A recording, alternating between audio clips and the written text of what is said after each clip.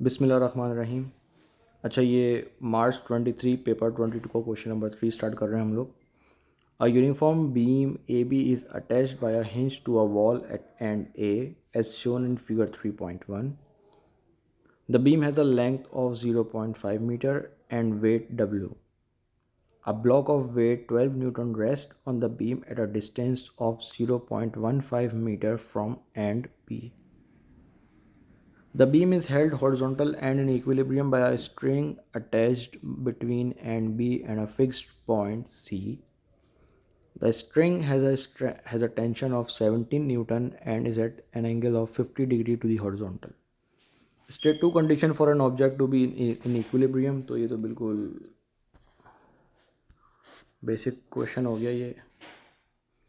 तो net force zero हो और नेट मोमेंट ज़ीरो हो, तो नेट फोर्स लिख दो या नेट रिजल्टेंट फोर्स लिख दो, एक ही बात है।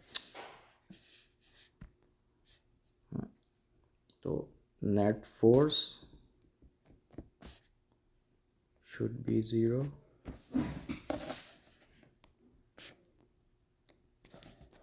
और दूसरा है net moment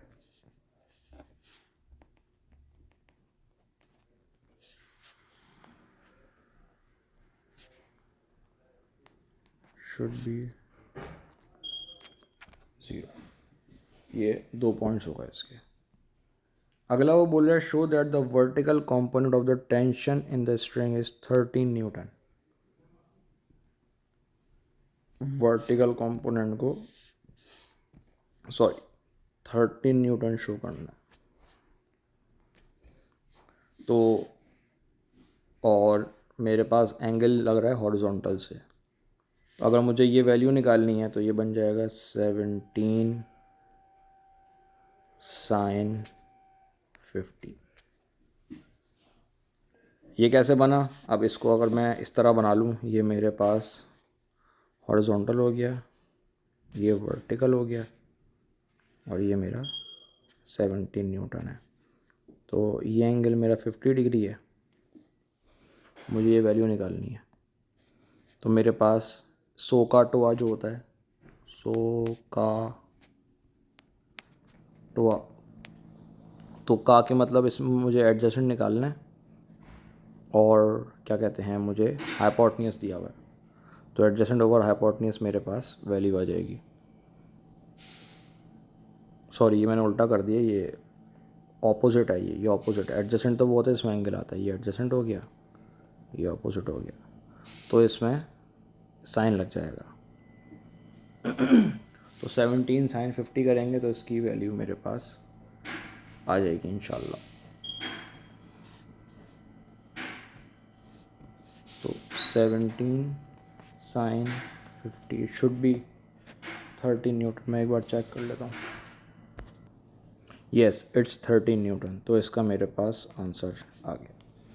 bye taking moments about end A calculate the weight W of the beam.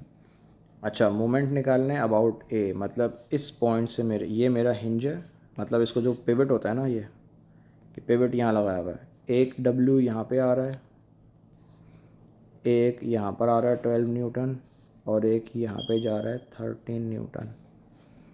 इन सब के डिस्टेंस देख लेते हैं।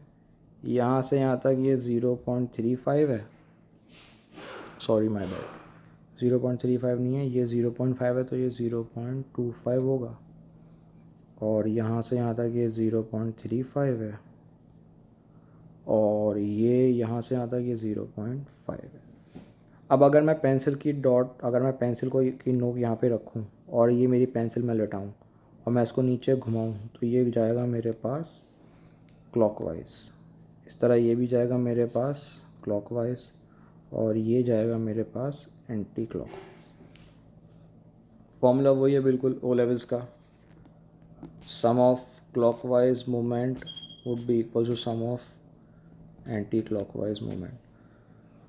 क्लॉकवाइज मेरे पास वेट और 12 न्यूटन है, तो क्लॉकवाइज में वेट आ जाएगा, वेट टाइम्स इसका डिस्टेंस 0.25 था plus 12 times 0.35 is equals to anti clock हो जाएगा 13 टाइम्स 0.5।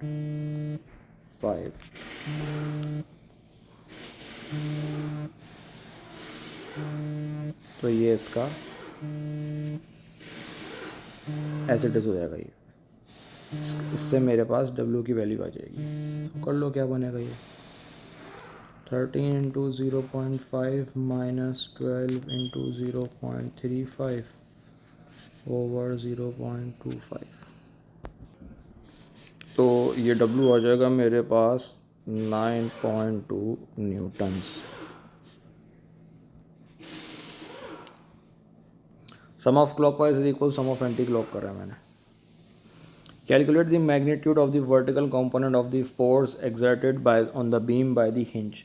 अच्छा ये मेरी हिंज है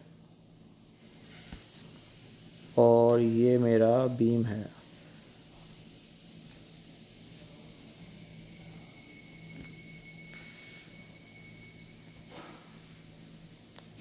सही है। इसमें एक तो मेरा W आ रहा है जो कि मेरे पास 9.2 हो गया है, वो भी नीचे है। एक मेरा ब्लॉक है जो कि 12 है और एक मेरी स्ट्रिंग है जो कि 13 है।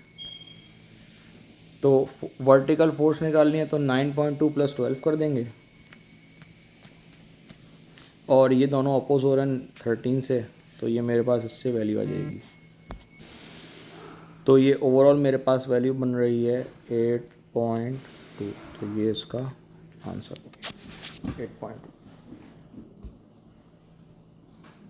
अच्छा अब अगला पार्ट है the block is now moved closer to end A of the beam. Assume that the beam remains horizontal. State whether this hinge will increase, decrease or have no effect on the horizontal component of the force exerted on the beam by the hinge। अच्छा अब ये जो ये block था ना, ये जो यहाँ रखा हुआ था, जो ब्लॉक यहाँ रखा हुआ था, ये बोल रहा है ये इसके करीब आ गया। अब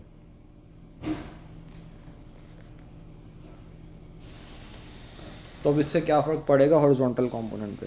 तो जाहिर सी बात है अब जब ये मेरे करीब आ रहा है तो वर्टिकल कंपोनेंट भी कम होता रहेगा इसका। वर्टिकल तो फिर सेम ही रहेगा क्योंकि वेट उसका सेम है, लेकिन क्योंकि मेरे पास ये करीब आ रहा है तो इसका हॉरिजॉन्टल कंपोनेंट भी छोटे से छोटा होता जाएगा।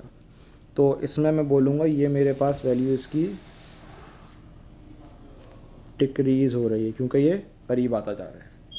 और ये मेरा पूरा क्वेश्चन फिनिश हो गया, ख़त्म। ये कंपैरेटिवली एक इजी क्वेश्चन था।